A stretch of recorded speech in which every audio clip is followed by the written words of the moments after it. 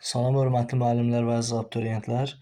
Bu dərsimizdə izoproseslərdən olan izoxor proses haqqında danışacağıq. İzoxor proses makroskopik sistemin halının sabit həcmdə dəyişməsi prosesidir.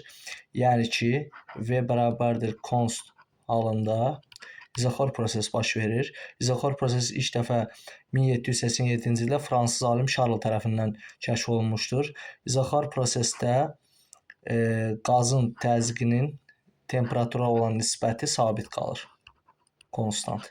Yəni bu o deməkdir ki, P1 bölünsün P2 bərabərdir T1 bölünsün T2-yə.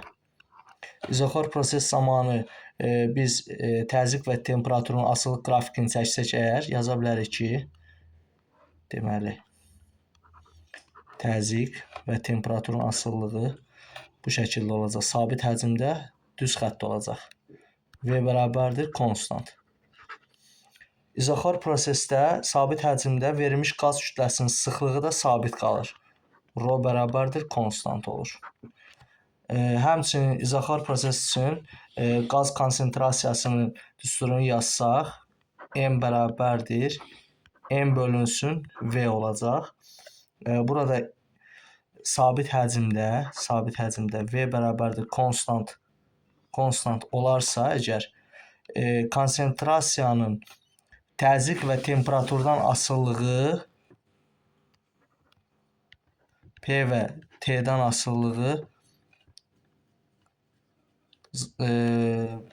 dəyişməyəcək, sabit qalacaq.